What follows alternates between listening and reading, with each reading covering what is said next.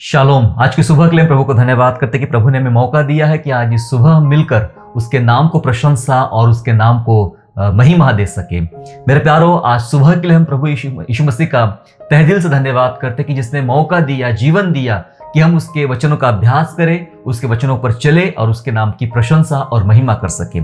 आज सुबह जो वचन हम लोग समझने और पढ़ने जा रहे वो है आशीष का कारण बने। जी हाँ, हम सीखने जा रहे हैं आशीष का कारण बने। परमेश्वर ने हमें बहुत ही खास मकसद के साथ, बहुत खास उद्देश्य के साथ चुना हुआ है। मेरे प्यारो, हम ये सोचते हैं कि मुझे लोग ज्यादा आशीषित करें, मुझे लोगों से ज्यादा फायदा हो, लेकिन बाइबल के सिद्धांत को अगर हम समझना शुरू कर दे तो बाइबल हमें यह बताती है कि तुम दूसरों के लिए आशीष का कारण बनो। तुम दूसरों के लिए आशीष कारण बन सकते हो। इन्हीं बातों पर आज परमेश्वर के वचन से हम विशेष बातों को समझने का प्रयास करेंगे। जैसे कि मैंने कहा कि हमारे चुने जाने के पीछे एक खास मकसद था। परमेश्वर का मकसद यह था कि परमेश्वर ने कलीसिया को चुन लिया, आपको और मुझे परमेश्वर ने चुन लिया ताकि हमारे द्वारा वो संसार को आशीषित कर सके। बाइबल कहती है तुम पृथ्वी के नमक हो, मतलब तुम स्वाद हो। तुम पूरे संसार में स्वाद पहुंचा सकते हो, तुम पूरे संसार में स्वाद फैला सकते हो। वैसे ही परमेश्वर ने हमें आशीषित बनाया है, और इसलिए आशीषित बनाया है ताकि हम पूरे संसार के लोगों को, पूरे संसार की बातों को हम आशीष का कारण बन सके, उनके लिए हम आशीषें बन सके। मेरे प्यारो, दुनिया में लोगों के पास आशीषें है नहीं। वे आशीषों के लिए तरस रहे हैं, तड़प रहे हैं, पैसा खर्चा कर रहे हैं, मेहनत कर रहे हैं, परिश्रम कर रहे हैं, लेकिन इसके बावजूद भी उन्हें जो आशीषें चाहिए होती है वे आशीषें उनको मिलती नहीं है। इस कारण परमेश्वर ने कलीसिया को चुना, आपको और मुझे चुना, ताकि हम औरों को आशीषित कर सके और दूसरों के लिए आशीष का कारण हम लोग बन सके। मेरे साथ निकालेंगे सभी लोग पहला पत्रस 3 अध्याय और वचन 9, 1 पीटर चैप्टर 3 एंड वर्स 9, जहां इस प्रकार से लिखा गया है। दरअसल हमें उसका बी लाइन में हमें पढ़ना है, फिर भी हम शुरू से पढ़ लेते हैं। बुराई के बदले बुराई मत करो और ना गाली के बदले गाली दो, पर इसके विपरीत आशीष ही दो। बाइबल में सिखा रही है कि जो तुम्हारे साथ बुरा हो रहा है उसके बदले में तुम बुरा मत करो। तुम्हारे द्वारा कोई बुरा काम नहीं होना चाहिए, लेकिन बाइबल सिखा रही इसके बदले में तुम्हें तुम्हारी तरफ से क्या आना चाहिए, तुम उन्हें आशीष दो। क्योंकि आगे लिखा है क्योंकि तुम आशीष के वारिस होने के लिए बुलाए गए हो। Praise the Lord. कलीसिया को परमेश्वर ने आशीष के वारिस होने के लिए बुलाया है। प्यारो, हम आशीषों के वारिस है, ये ना भूले। मतलब आशीषें हमारी है, हम आशीषों के साथ चलने वाले हैं, आशीषों के साथ जीने वाले लोग हैं। हम वे लोग हैं। और वारिस है मतलब तमाम आशीष जो परमेश्वर ने स्वर्ग राज्य में हमारे लिए रखी है, पृथ्वी पर जो कुछ आशीष उसने हमारे लिए रखी है, उन सब बातों को प्राप्त करने वाले व्यक्ति यानी वारिस हम लोग रहेंगे, अर्थात कलीसिया रहेगी। साफ शब्दों में लिखा है कि तुम आशीष के वारिस होने के लिए बुलाए गए हो, मतलब वो हमें आशीष मिलने वाली है। और पृथ्वी पर रहते हुए भी परमेश्वर ने बहुत सारी आशीषें हमें दिया है, मिली है। क्या आपको पता है, परमेश्वर हमें इसलिए आशीषित बनाता है ताकि हम दूसरों को आशीषित कर सके। Praise the Lord. जी हां, परमेश्वर हमें इसलिए आशीषित बनाता है, होने देता है हमें आशीषित। उसकी वजह है, कई बार ऐसा चित्र दिखाई पड़ता है कि कलीसिया मतलब लोग हमेशा दुखी होना चाहिए, निराश होना चाहिए, संकटों में होना चाहिए। ऐसा नहीं है मेरे प्यारों। परमेश्वर के पास एक विशेष उद्देश्य है, और जब जिस बात की आवश्यकता होती है, जिस व्यक्ति के लिए, जिस पर्सन के लिए परमेश्वर जो करना चाहता है वैसा करता है। उसकी बिल्कुल इच्छा नहीं कि सबके सभी लोगों को दुखों में रखे। अगर किसी को दुखों में रखा है तो वो भी एक खास मकसद और खास उद्देश्य के साथ रखा गया है। कई लोगों को परमेश्वर ने सुखों में रखा है, आशीषों में रखा है, और इसलिए आशीषों में रखा है ताकि उसके पीछे भी एक खास मकसद है। वो उसके द्वारा कई लोगों को आशीषित करना चाहता है। अब हम बात कर रहे हैं कि परमेश्वर हमें आशीषित क्यों बनाता है या क्यों होने देता है। इसलिए होने देता है ताकि हम दूसरों को भी आशीषित कर सके। क्या कभी आपने सोचा है, जब मैं किसी काम का नहीं था, जब मेरी कोई कीमत नहीं थी, लेकिन यीशु मसीह ने इस मिट्टी को छुआ और मिट्टी को सोना बना डाला। क्या आप जानते हैं कि परमेश्वर ने आपको ऐसा बनाया है ताकि आप और जगह और लोगों में और स्थानों में आप आशीष का कारण बन सकते हो। आपकी सुगंध ही काफी है, आपकी उपस्थिति ही काफी है, आपका बने रहना ही काफी है, और कई लोगों तक, कई दूर तक, कई बातों तक, कई परिवारों तक आपके द्वारा परमेश्वर आशीषें फैलाना चाहता है। क्या कलीसिया जानना चाहती है कि आज उसे क्या जरूरत है? आज जरूरत है कि हम सब मिलके इस संसार के लिए आशीष का कारण बन सके। इसलिए आपको आशीषित होने दिया परमेश्वर ने, ताकि आपके द्वारा वो दूसरों को आशीष दे सके। यदि आप बीमार थे तो प्रभु ने आपको इसलिए चंगाई दिया ताकि उस चंगाई की बातों को आप दूसरों तक पहुंचा सके, आशीष का कारण बने। एक व्यक्ति हम जानते जो कब्रों में रहा करता था, जिसके अंदर सेना थी, दुष्ट आत्माएं थी, और प्रभु यीशु मसीह ने उसे छुड़ाया। और जब वो व्यक्ति कहता है चंगा होने के बाद कि प्रभु जी मैं आपके पीछे हो लेना चाहता हूं, आपके पीछे चलना चाहता हूं, यीशु ने कहा तू अपने नगर को जा, अपने घर जा, अपने नगर को जा और वहां जाके गवाही दे, साक्षी दे कि परमेश्वर ने तेरे लिए कैसे बड़े काम किए। इसका मतलब तू जा और तेरे जैसे कितने सारे लोग वहां मिलेंगे, बीमार, दुष्ट आत्माओं से पीड़ित, मुश्किलों में। तू जाकर उनके लिए आशीष का कारण बन। परमेश्वर ने उसको आशीष का कारण होने के लिए चुना था। सामरी स्त्री की अगर बात करें तो सामरी स्त्री का जब उद्धार होता है, वो अपने गांव प्रभु यीशु मसीह को ले जाती है, अपने नगर यीशु को ले जाती है, और यीशु के वहां जाने के बाद उस नगर के कई सारे लोग प्रभु परमेश्वर यीशु को जानना और मानना शुरू कर देते हैं। एक पापी स्त्री यीशु के स्पर्श होते ही, यीशु का हाथ उसके ऊपर आते ही उसका जीवन बदल गया और बहुत सारे लोगों के लिए वो आशीष का कारण बनी है। मैं और आप उनमें से एक है, उनमें से ही एक है। हमारे साथ भी कुछ ना कुछ तो हुआ है, किसी ना किसी वजह से प्रभु ने हमें चुना है, किसी ना किसी खास घटना से या कारण से हम प्रभु यीशु मसीह के पास आए हैं। पर क्यों? क्या इसीलिए कि आपको चंगाई चाहिए थी बस आ गए? आपको कुछ आशीष चाहिए थी इसलिए आप आ गए? नहीं, इसलिए प्रभु ने आपको बुलाया है ताकि आप आशीषित हो जाए और दूसरों के लिए आशीष का कारण बन सके। प्रभु आपको आशीष का कारण बनाना चाहता है। अब समझना यह है हमें कि आशीष क्या है। जी हाँ, आशीष क्या है पहले ये तो समझ ले, फिर बाद में हम समझेंगे कि आशीष का कारण हम कैसे बन सकते हैं। आशीष क्या है? जैसे हम आशीष की बात करते हैं, है ना, आशीष की बात करते हैं, तो सबसे पहले हमारे सामने कुछ चित्र आना शुरू हो जाते हैं, जैसे कि धन, पैसा, है ना। बहुत ज्यादा पैसा हो तो प्रभु धन्यवाद कि तूने मेरे घर में आशीष दिया है। बहुत सारे लोग ऐसा मान्यता रखते हैं कि पैसा ज्यादा मिलना, पैसों की बरकत आना, ये आशीष का कारण है। कुछ लोग उसको आशीष समझते हैं। कुछ लोग जब चीजें उनको मिल जाती, वस्तुएं मिल जाती, बड़ा सा घर चाहिए था, बड़ी सी कार चाहिए थी, बड़ी सी वस्तुएं चाहिए थी, सोना चांदी चाहिए था, वो मिल गया तो प्रभु ने हमें बहुत आशीष दिया है। ऐसा कहने वाले भी कम नहीं है, दुनिया में बहुत सारे लोग हैं। चंगाइयां, जब हम बीमार होते हैं, हमें चंगाइयां मिलती है, तब हम कहते प्रभु ने मुझे आशीष दिया और मुझे चंगाई किया है। या जो भी सुख साधन जो आपको लगते हैं, जो संसाधन या सुख साधन आपको लगते हैं, वो सारी चीजें आपकी पूरी हो जाती है और हम सोचते हैं कि यह आशीष है। दरअसल ये आशीष नहीं है। समझ लीजिएगा मैं क्या कहना चाह रहा हूं। दरअसल ये आशीष नहीं है, ये आशीषों का परिणाम है। Praise the Lord. यस, ये आशीष नहीं है, ये आशीषों का परिणाम है। जो खुदा ने, जो प्रभु ने आपको आशीष दिया है, उन तमाम बातों का ये परिणाम है। अगर हम इन्हीं बातों को आशीष मान बैठे कि धन आशीष है, पैसा आशीषित है, वस्तुएं आशीषित है, सोना चांदी आशीषित है, बड़ा घर, बड़ा बंगला, बड़ी कार आशीषित है, तो मैं आपको बता देना चाहता हूं, ऐसी चीजें पापियों के पास भी मिलती है। पापियों के भी बहुत बड़े बड़े घर होते हैं। पापियों के घर में बड़ी बड़ी कार होती है, आपके यहाँ एक होगी, उनके यहाँ 10 रहती है। जी हाँ, अगर आशीष को ऐसा गिना जाए तो फिर ज्यादातर आशीषें हमसे ज्यादा उनके पास है, उनके पास पाई जाती है, लेकिन वे थोड़े समय की है और वे नाश हो जाएगी। हमारे पास जो चीजें होती है, बाइबल हमें सिखाती है कि ये सब चीजें जो भी है आपके पास, धन दौलत, आशीषें, चंगाई, सुख साधन जो भी है, ये उन महत्वपूर्ण आशीष जो प्रभु यीशु ने हमें दिया है उसके परिणाम होते हैं। फिर सच्ची आशीष क्या होती है? अगर ये उसके परिणाम है तो सच्ची आशीष क्या होती है? मैं आपको बता देना चाहता हूं सच्ची आशीष क्या है। सच्ची आशीष वो है, फिर उसके बाद उसके परिणाम निकलते हैं।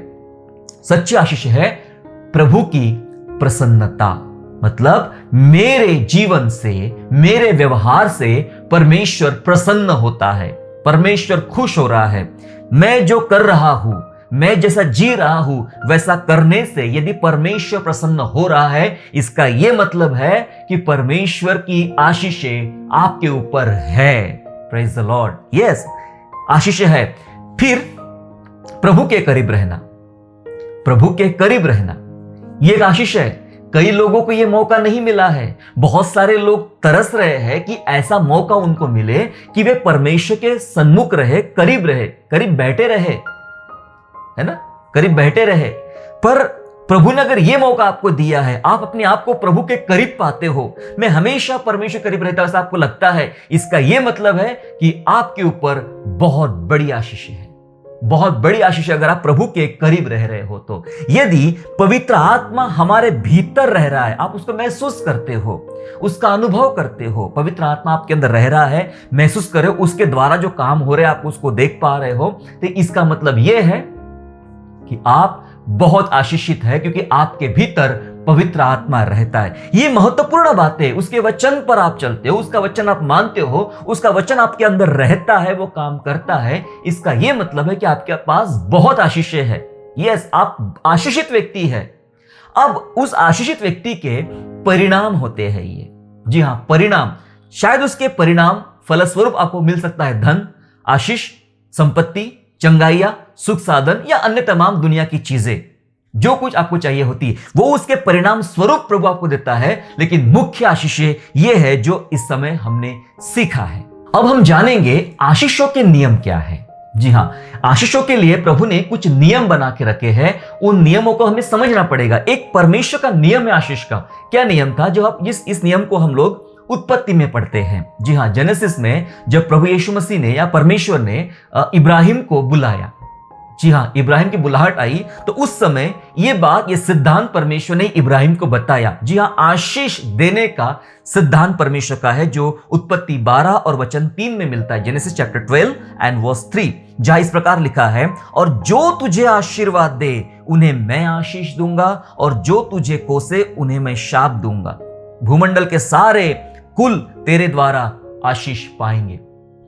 ये ऐसा नियम बनाया परमेश्वर ने कि जो तुझे आशीष दे मैं उन्हें आशीष दूंगा।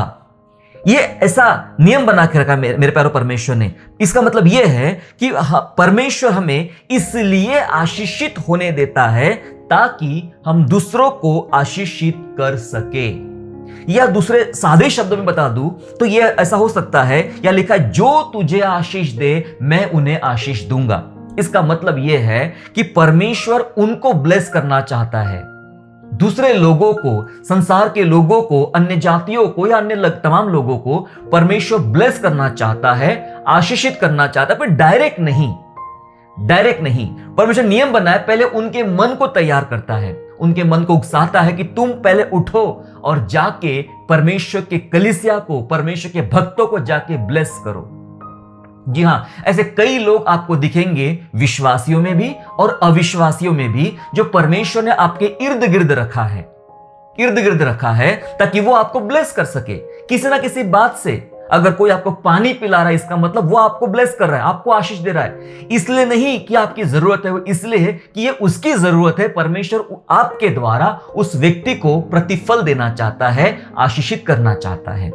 बहुत सारे लोगों से हम घिरे रहते मेरे प्यारों, इस संसार में अच्छे बुरे, विश्वासी अविश्वासी सबसे घिरे रहते हैं, और परमेश्वर इसलिए उनको हमारे सपोर्ट में, हमारे पक्ष में खड़ा करता है क्योंकि परमेश्वर चाहता है उनको ब्लेस करना। हमारी ब्लेसिंग तो स्वर्ग से है, हमारे आशीष स्वर्ग से है, लेकिन एक नियम बनाया परमेश्वर ने उनको ब्लेस करने के लिए। पहले उनके मन को उकसाता है ताकि वो आपको ब्लेस करे, फिर आप दूसरों को ब्लेस कर पाएंगे। वचन कहता है जो तुझे आशीष देंगे मैं उनको आशीष दूंगा। आशीषों का नियम यह है मेरे प्यारों, आगे शाप का भी नियम है, लेकिन आज हम आशीष पर बात कर रहे हैं, इसलिए आशीष की बात करेंगे।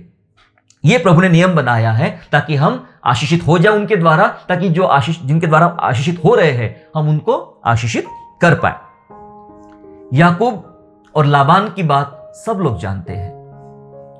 देखिए, इस सिद्धांत को समझने का प्रयास करेंगे थोड़ा कि कैसा प्रभु लोगों को आपको ब्लेस करने देता ताकि आप उनको ब्लेस करें। लाबान जो याकूब का ससुर था, उसको हम जानते हैं, याकूब को हम जानते हैं पुराने नियम में। लाबान ने यह महसूस किया कि याकूब जब से मेरे घर में आया है, मेरे घर में बहुत अच्छी उन्नति हो रही है, मेरा पैसा बढ़ रहा है, मेरे जानवर बढ़ रहे हैं, मेरी चीजें बढ़ रही है, सब अच्छा हो रहा है। लाबान याकूब को खोना नहीं चाहता है। सुन लीजिएगा, लाबान याकूब को खोना नहीं चाहता है। लाबान को ऐसा लगता था, दूसरे एंगल से अगर सोचा जाए, कि मेरी वजह से याकूब को शरण मिली है, उसका बचाव हुआ है, उसको रोटी पानी उसको मिल रहा है, फायदा हो रहा है। ऐसी शायद गलत समझ थी लाबान की। दरअसल अंदर ही अंदर लाबान की बात पता थी कि ये जो व्यक्ति मेरे घर में आया है, दरअसल ये है बहुत आशीषित। इसके आने से मेरा काम बहुत तेजी से बढ़ रहा है, मुझे फायदा हो रहा है, नुकसान नहीं हो रहा है, काफी फायदा हो रहा है। और वो याकूब को खोना नहीं चाहता है, याकूब को खोना नहीं चाहता है। इसी वजह से उसके साथ शादी में धोखा किया। उसे जिस लड़की से शादी करना था, उस लड़की शादी, छोटी लड़की शादी नहीं होने दिया। जानबूझ के लाबान ने बड़ी लड़की शादी किया, ये जानते हुए कि 7 साल तो चले गए एक शादी के लिए, मेरे पास और 7 साल मिलेंगे एक्स्ट्रा, इस आदमी से मैं काम निकाल सकता हूं और फिर आगे भी कुछ ना कुछ बहाने से मैं इसको रख लूंगा, क्योंकि इसके होने से मेरे पास बहुत आशीष है। वो उसको खोना नहीं चाह रहा था, इसलिए बार बार उसके कमाई में चेंज करता था, उसको धोखा दिया शादी को लेकर, या ऐसी बहुत सी चीजें उसके साथ में हुई है। मेरे प्यारो, याकूब को परमेश्वर ने रखा लाबान के साथ। याकूब के होने से लाबान आशीषित हो रहा था, भले ही वो चालाकी कर रहा था, लेकिन याकूब के होने से ही लाबान आशीषित हो रहा था। और लाबान जो कुछ कर रहा था याकूब के लिए, उसका प्रतिफल भी उसको परमेश्वर दे रहा था। ऐसा परमेश्वर आपको और मुझे ऐसे कई स्थानों में रखा है। हो सकता है आप जहां जॉब कर रहे हो, जहां काम कर रहे हो, जहां बिजनेस कर रहे हो, नौकरी कर रहे हो, ऐसे लोगों के बीच में आप रहते हो जो आपका फायदा उठाना चाह रहे हैं। कोई बात नहीं, पर प्रभु ने आपको रखा है ताकि आप उनको ब्लेस कर सके, और इसलिए उनको भी रखा है ताकि वो उनके द्वारा ही आपकी जरूरतें पूरी हो सके, है ना।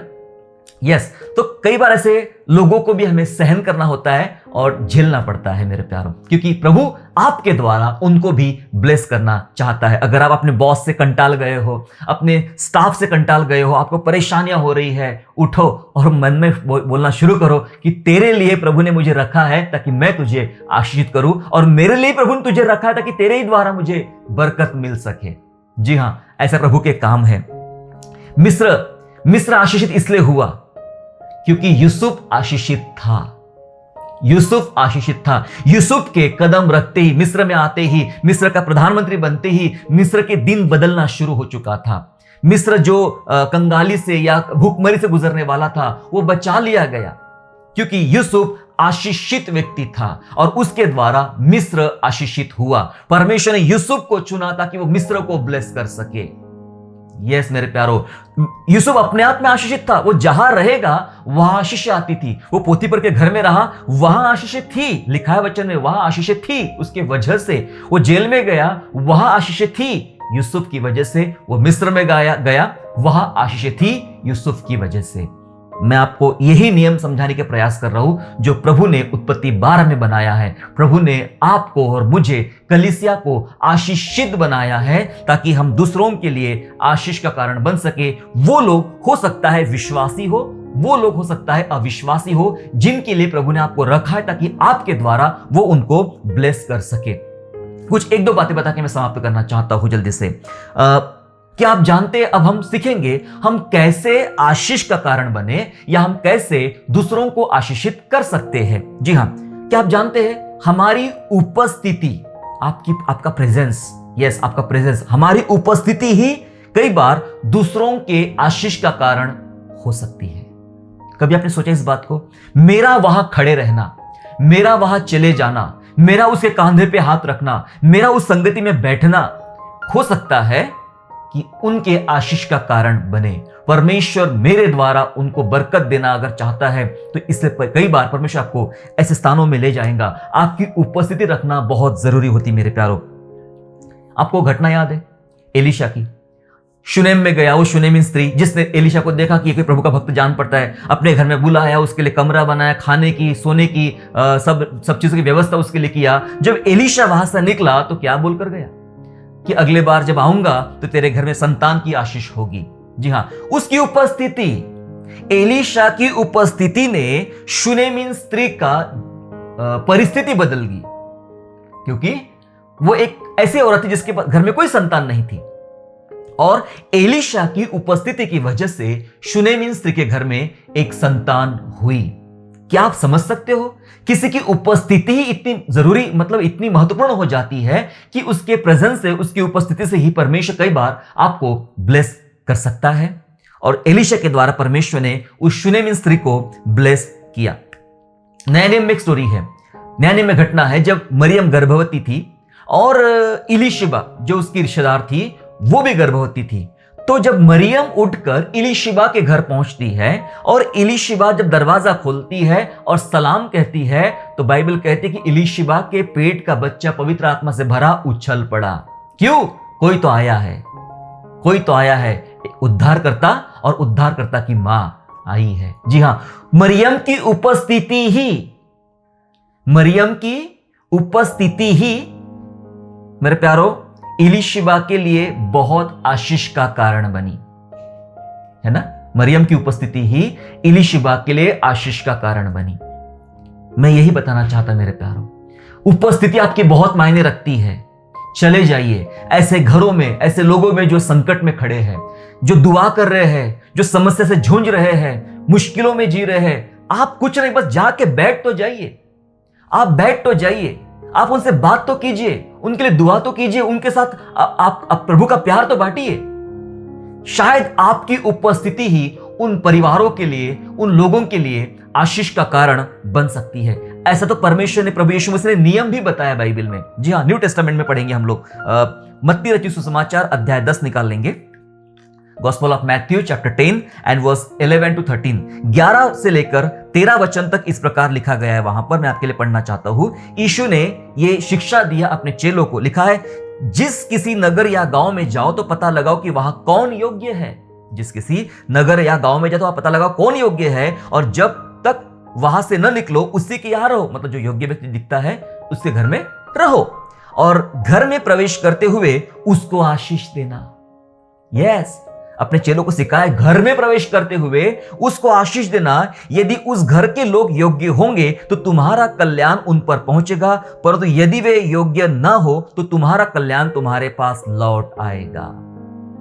वचन ने शिक्षा दिया, यीशु प्रभु ने शिक्षा दिया कि घर में एंटर करते समय ही उस परिवार को ब्लेस दे दो, ब्लेसिंग दे दो, आशीष दे दो। कहो खुदा तुम्हारी सहायता करेगा, कहो खुदा तुम्हारे लिए बड़े काम करेगा, कहो परमेश्वर तुम्हारे लिए बड़ा इंतजाम करने वाला है। उसको आशीष दो, उसको ब्लेस करो। ये नियम बताया प्रभु ने।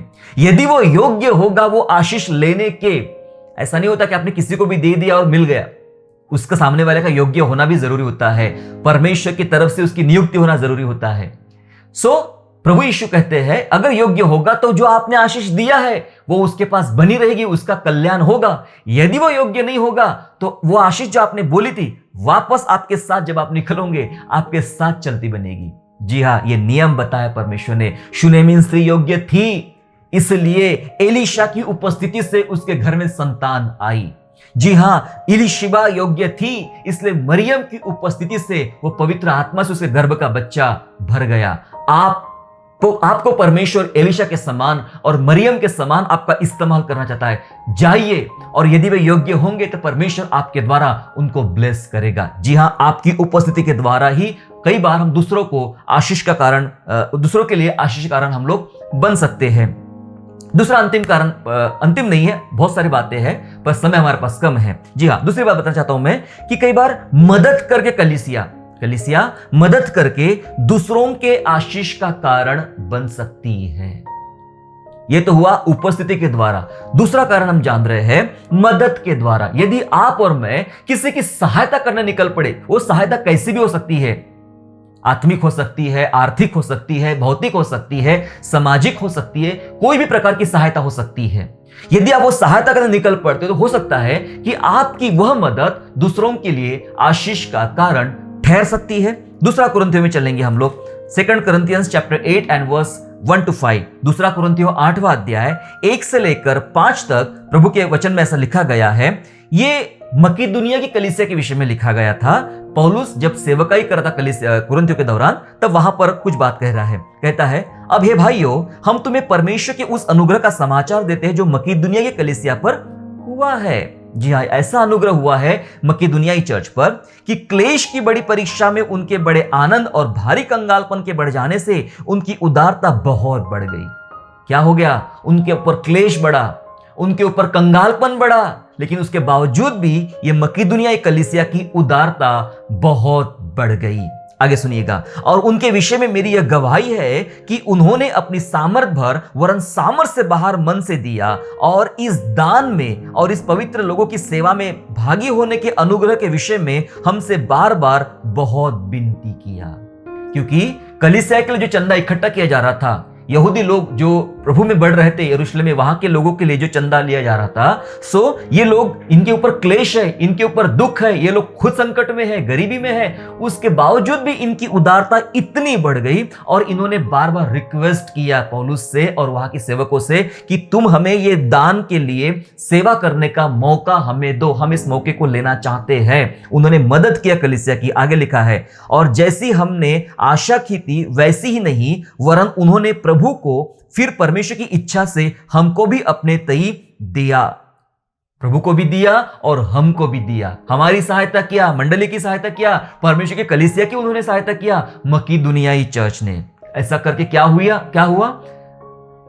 मकीदुनिया की कलीसिया आशीषित हुई।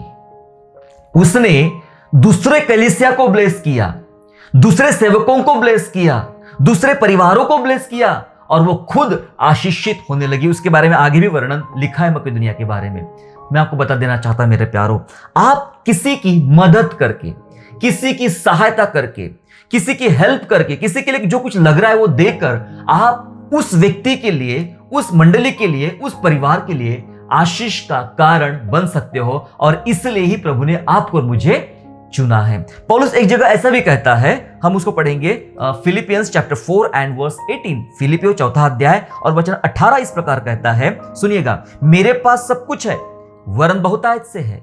पौलुस कहता है, मेरे पास सब कुछ है वरन बहुतायत से है। जो वस्तुएं तुमने इफ्रदितुस के हाथ से भेजी थी, उन्हें पाकर मैं तृप्त हो गया हूं। जी हां, उन वस्तुओं को पाकर मैं तृप्त हो गया हूं। यह तो सुगंध और ग्रहण करने के योग्य बलिदान है जो परमेश्वर को भाता है। कितना आशीषित हुआ पौलुस। पौलुस कहता है, ये सुगंध और ग्रहण करने योग्य बलिदान था। जो मदद की भेंटों की चीजें आपने पौलुस की सेवकाई के लिए भेजी थी, उसको पाकर वह धन्य हो गया और कहता है ये तो ग्रहण करने योग्य बलिदान है और परमेश्वर को बहुत भाता है।